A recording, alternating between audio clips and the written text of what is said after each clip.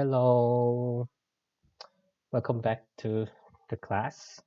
Yeah, and it's sad that we meet, we have a lecture through the YouTube, but I hope the situation be okay soon and we see each other in real life soon. Yeah.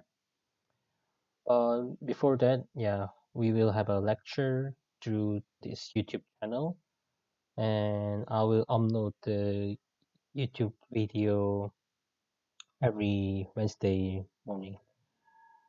Yeah. And also, if you have any questions or comments that you want to have,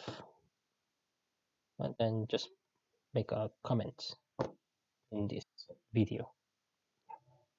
So let's start from the dictatorship period. Yeah. So, uh, do you know when South Korea got the democracy? When they got democratic. Yeah, when they became democratic.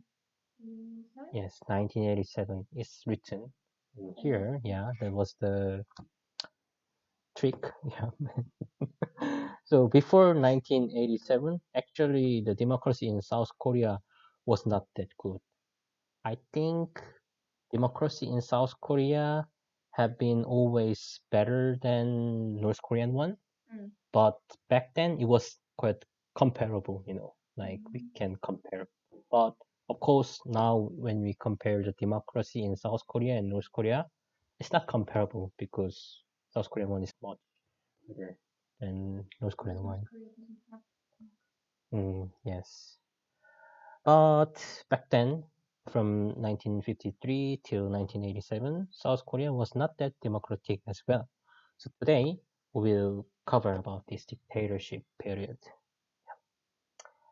And yeah, so first republic, the president was Lee Seung-man. Do you know Lee Seung-man? He was the first president of South Korea who was really old. hmm And he was the president of the first republic. But so he was elected for 3 times. So he was the first, second, and third president of South Korea. But in 1960, there was a big revolution by people, so he resigned. And after the revolution, Changmyeon government started, but the government lasted for 1 year because there was a military coup by Park Chung-hee, and then Park Chung-hee became the president of South Korea, and he ruled Korea for 18 years. But I wrote First Republic, Second Republic, Third Republic like this. Do you know when the Republic is changed? No. When the Constitution is changed and the governance structure is changed a lot, then we say the Republic is changed. So there was a major change in the Constitution. So that's why how we divide the republics. And during Park Chung-hee period, he was a president of Third Republic and Fourth Republic, which means that in the first part of his period, he still it was a quiet dictatorship period, but it was better than second part. He became a bit more crazier in the second part of his period. So in the second part of the period during the Fourth Republic, president was able to appoint 1/3 of congressmen of Korea. So, but at the end, he was shot by his men. So that was the end of the dictator. And after death of Park Chung-hee, still South Korea couldn't achieve democracy. And there was another military coup by Chun Doo-hwan. And Chun Doo-hwan also was a military officer, but he became the president of South Korea in 1980. And in 1987, there was a big democratic movement by people. So the constitution has been changed by the request of the people. So now that it changed to the popular vote. And that's the start of the Sixth Republic. And current South Korea use this constitution.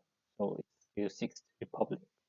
But when we see here, Rohteo was the first president of the Sixth Republic.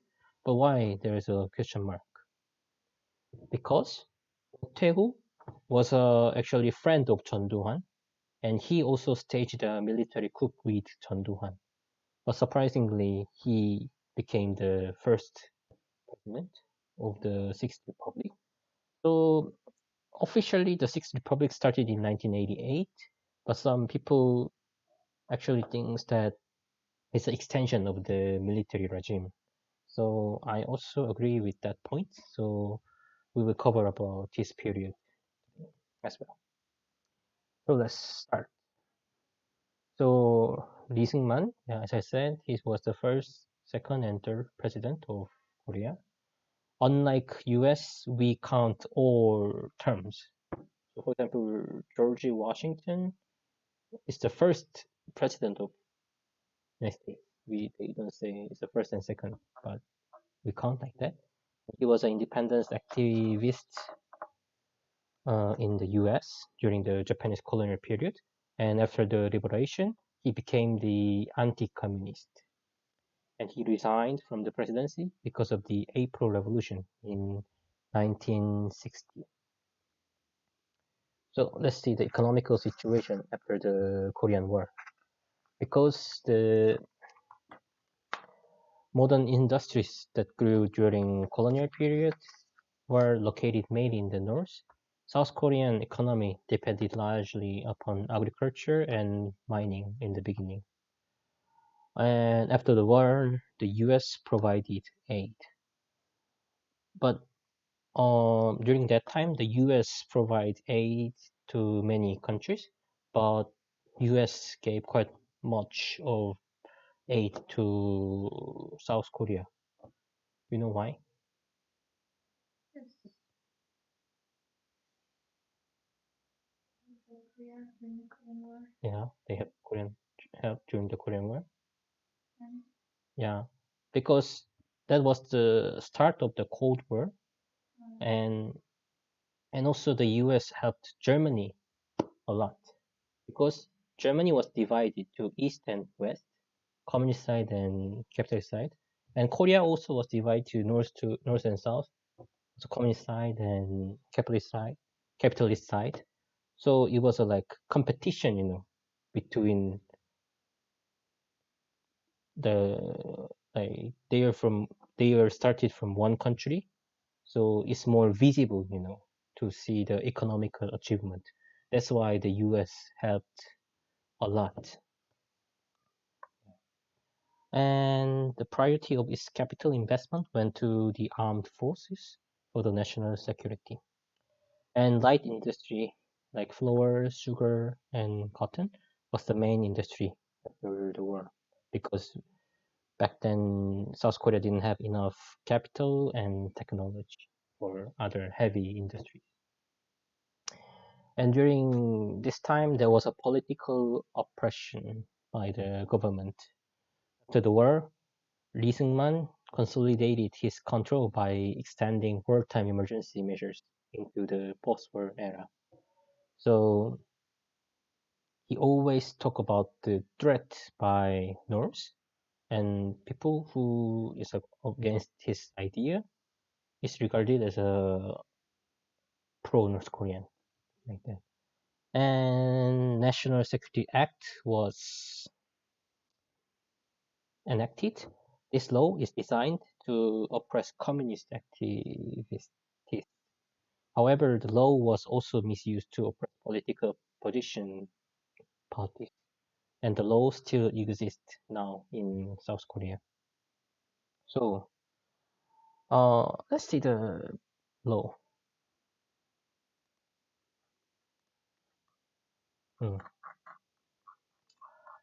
So this is the National Security Act, and they changed some articles. So enforcement date is 2017. Like this. When you see the Article 6, any person who has infiltrated from or escaped to an area under the control of an anti-government organization with the acknowledging of fact that it may endanger the existence of security of the state or democratic fundamental order shall be punished. So if I go to North Korea, because North Korea is under the control of anti-government organization, I can be punished. I think, yeah. One of our students asked about this, whether I can go to North Korea or not. So according to this law, I cannot go to North Korea.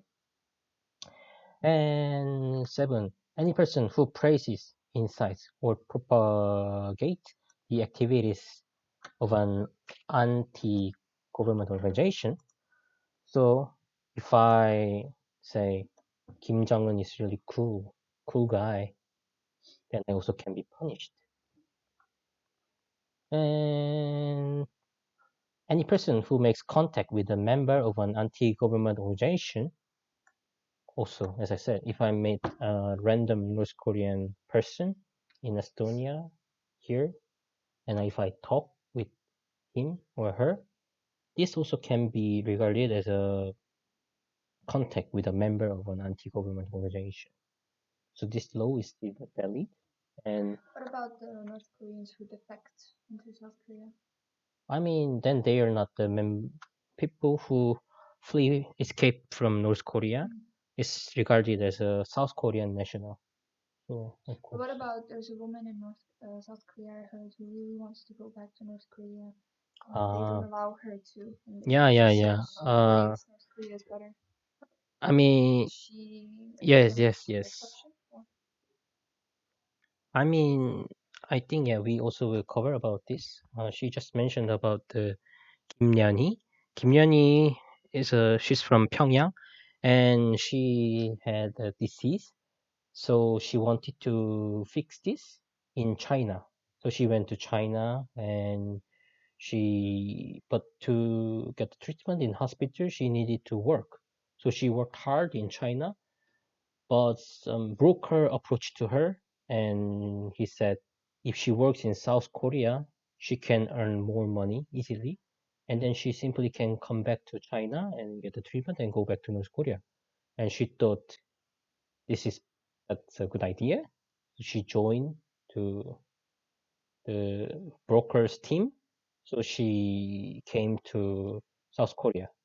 But when she received an investigation from the National Intelligence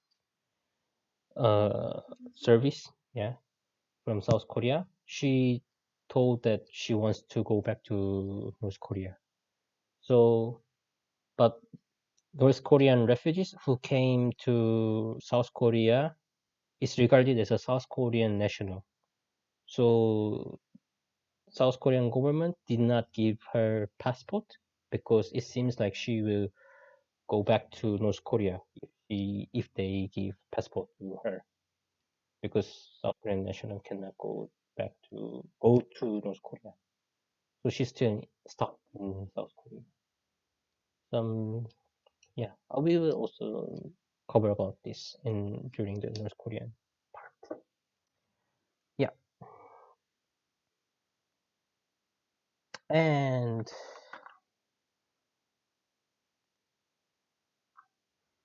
yeah.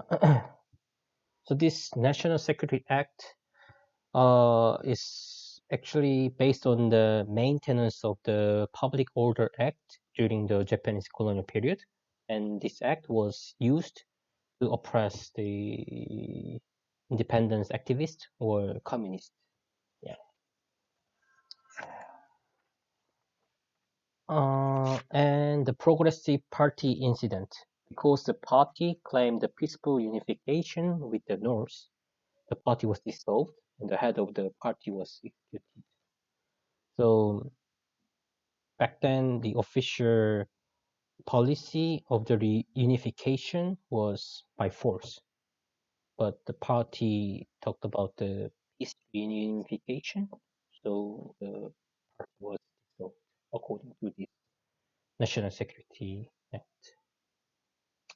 And also, I uploaded the PDF file about the PDF file of the Korean history book. And the author of the book claimed that during this period there was a freedom of press, and the freedom of press was assured. But I don't think so, because many newspaper companies were oppressed and also got some terror by police and also closed because of the government. Yeah, I think the ah I think you haven't seen this book. Maybe I can show you now. So yeah, I uploaded this book, and I think the author of this book is quite conservative. Yeah, so I think he's a bit balanced, but a little bit conservative, I think. Yeah. So yeah, so you can also compare his claims and my claims as well. And this party changed the constitution to remove the two-term limit for the presidency in 1954, so he can run for president for the third term. Because the first constitution of South Korea followed the constitution of the United States, there was a limit, so he was able to do only for 2 times as a president. But he changed. But how did he change? To change the constitution, 2/3 of congressmen should agree about this. But so back then there was a 2 or 3 parliament members, and 2/3 or more is needed. Oh, so it is 135.33333. It means that they need 136 votes at least. Yeah. But funny thing is they got 135 votes. Yeah. So they thought they cannot change the constitution, but the government said when the number is 135.3333, it should be regarded as a as 135. Yeah, because they rounded off.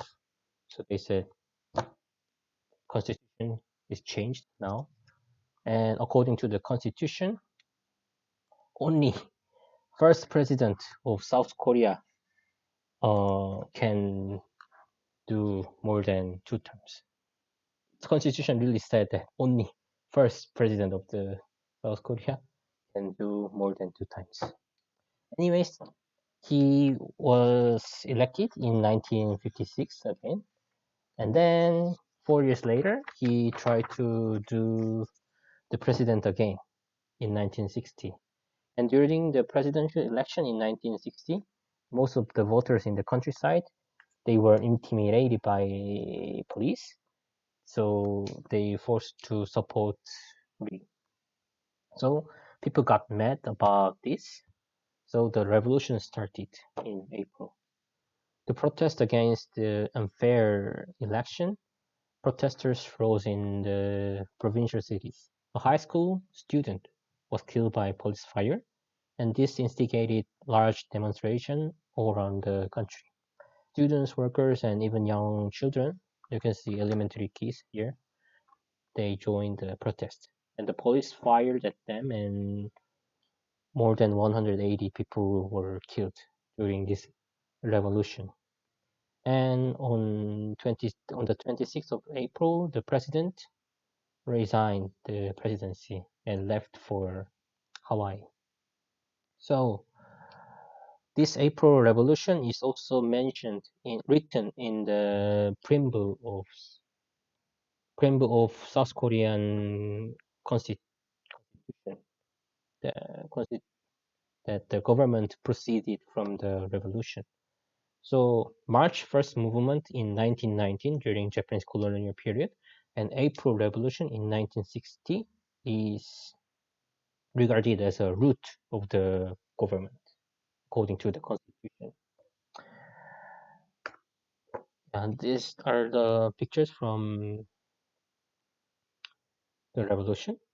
You can see a martial law army with protesters. So even martial law army was the side of the people. And you also can see the statue of Ri. Isn't it look familiar? Yeah. It looks like in 1991 in Estonia when they demolished the statue of Lenin or Stalin. Mhm. So after the resignation, South Korea adopted a new constitution that stipulated a two-chambered parliamentary system. So this was the only period that South Korea used the parliamentary system. And this period was the most democratic period during the first 40 years of South Korea because it was right after the revolution. Yeah. Okay. And the government attempted to plant American democracy in South Korea. The government encouraged free press, and there was no free press during that time. There was a censorship during Lee Seung-man period. But the government couldn't solve the serious unemployment problem in the cities and food shortages in the countryside within the short period. Those issues were existed from the Lee Seung-man period, but back then people couldn't protest about things. But as freedom of assembly was guaranteed, protests started to increase. And such things, seemed chaotic for many Koreans who had never experienced democracy before, because democracy is noisy. So, the government had prepared its own modernization plan to solve these economic difficulties, but it was too late. On the 16th of May 1961, a group of senior army officers, led by Major General Park Chung-hee, staged a military coup. You can see the charismatic guy with the sunglasses. He's Park Chung-hee. Yeah. And the fear of North Korea and economic poverty were enough to be the pretext for military coup. So the coup forces declared martial law and dissolved the parliaments. The constitution's authority was suspended and all political activities were banned. The press became censored again, and Korean CIA, Korean Central Intelligence Agency, was created. So the military could control information at home and abroad. And the military regime strengthened the National Security Act, and this allowed the arrest of thousands of left-leaning politicians and intellectuals. This CIA, Korean CIA, can be compared to Soviet Union's KGB thing. Yeah. And at the moment, Korea has NIS, National Intelligence Service. And because of the coup, the April Revolution is called an incomplete revolution because there was a 1 year of democratic period, but the military coup ruined it. So, who is Park Chung-hee? During the Japanese colonial period, he used to be a teacher, but he quit the job and graduated. He entered the Japanese-run Manchukuo Military Academy to become a military officer. So, do you remember Manchukuo? It's a country name, country, which was established by Japanese Empire during 1930s. Japan attacked the northern part of China and established the puppet country. And he became the Japanese military officer and fought with Chinese guerrillas. But uh, but why did he do this? Because he was an ambitious person and become a military officer is the only way for success back then as a Korean. So he was a teacher and his age was 22 or 23, something like that. And he was too old to enter the military school. So he wrote a letter with his blood that he will be loyal to the Japanese emperor as a Japanese and Manchukuo soldier. And it moved the principal of the military school, and he got the permission to enter the school. So this was even written in the newspaper, like this is a blood letter and military officer something. I just speak Japanese. So anyway, yeah. So but yeah, we should understand people's situation back then. But being a military officer and fight against the guerrilla is too much. I personally think. But after the liberation, he came back to Korea, and then and his brother, unlike him, he was a communist. So and you remember that right after the liberation, there was a chaos in South Korea. So there was many terror between capitalist side and communist side. During that time, his communist brother died by capitalists. So Park Chung-hee joined South Korean Labor Party, but he had been caught by the police. So he revealed his comrade's information to police and he was released. Some people think that he was a communist for for some time, but I don't think he was a communist. He is kind of like opportunist. During the Japanese colonial period, he joined to the military academy because that's the only way for the success. And after his brother's death, okay, it was a kind of emotional decision, but communist was also popular back then. He also joined because of that. But because he was not the true communist, that's why he was able to reveal about his previous communist information. Yeah. So thanks to that, he was released. And then he joined the South Korean army during the Korean War time. Okay. So in 1962, a new constitution, along with the presidential system, was adopted.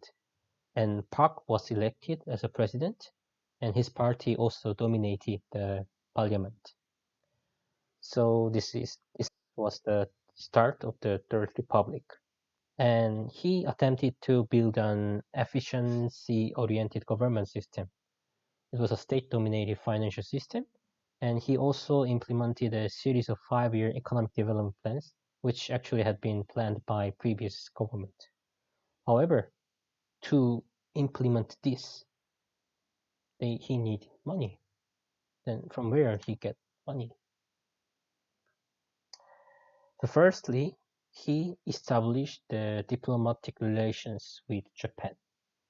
So for 20 years right after the liberation, there was no diplomatic relations with Japan.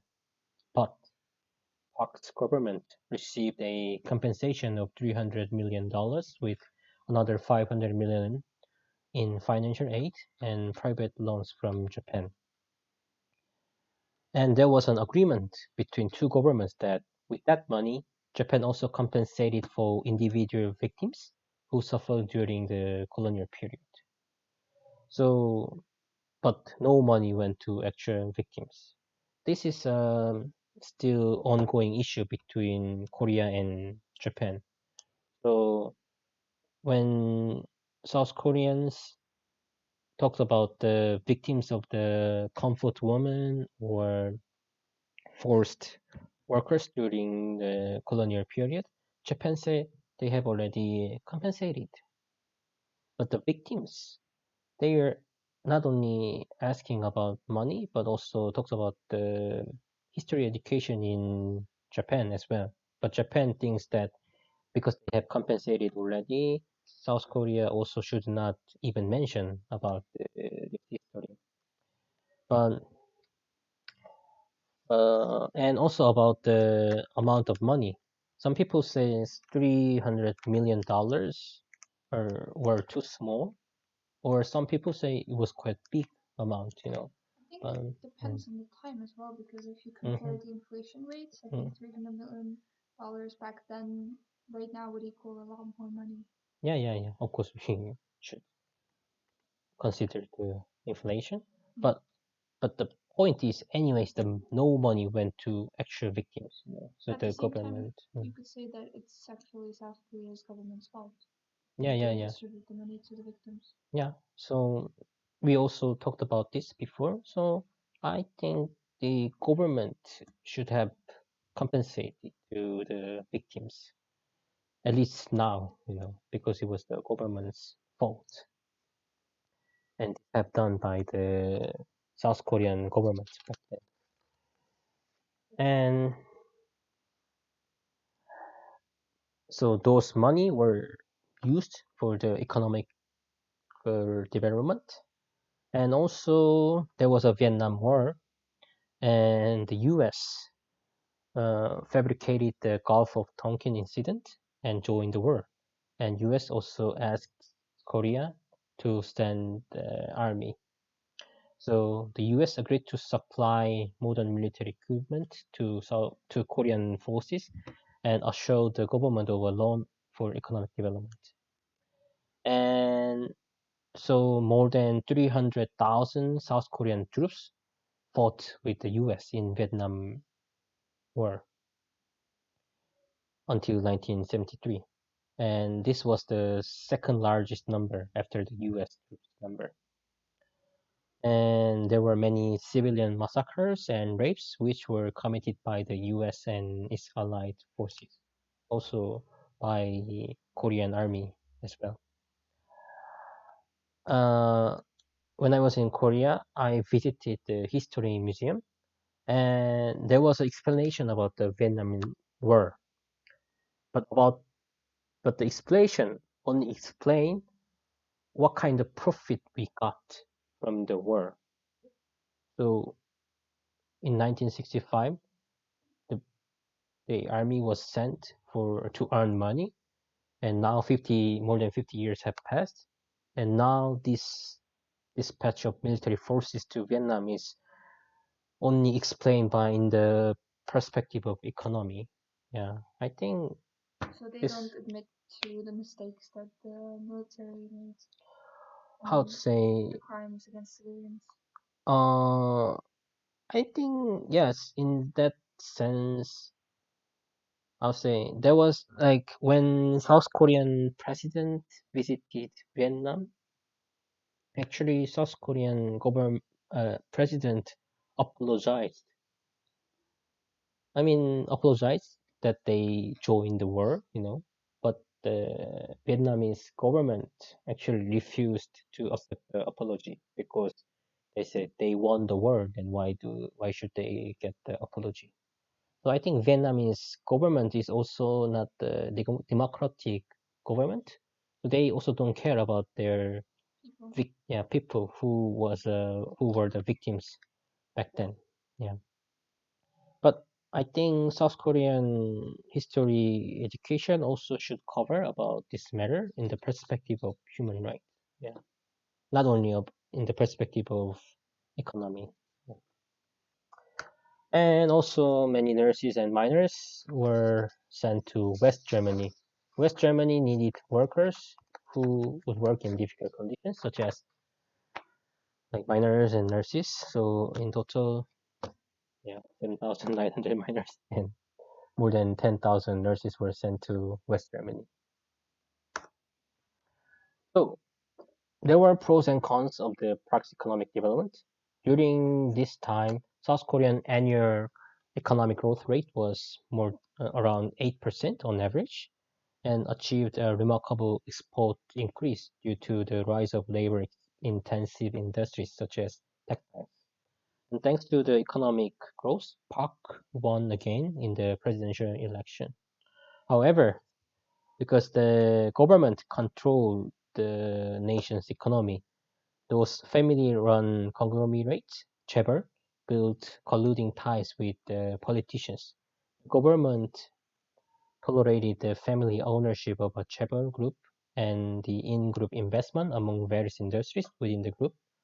And as a return, huge slush fund went to Park. And these close relations between politicians and businessmen is still a problem in Korea. A president who was impeached in 2017 uh, was impeached because of the connections with the businessmen, as well. That was the one of the main reasons. And so she's still in prison at the moment, and CEO of Samsung is still in a trial for the decision and waiting for the decision. I will cover about the impeachment part as well. By the way, do you know who was her father or impeached? Hmm? Previous president? Yes, Isn't it him? yes. Which is Previous, the family name? yeah. Park Chung-hee is the father of Park Geun-hye. Park Geun-hye was the president who was impeached in 2017.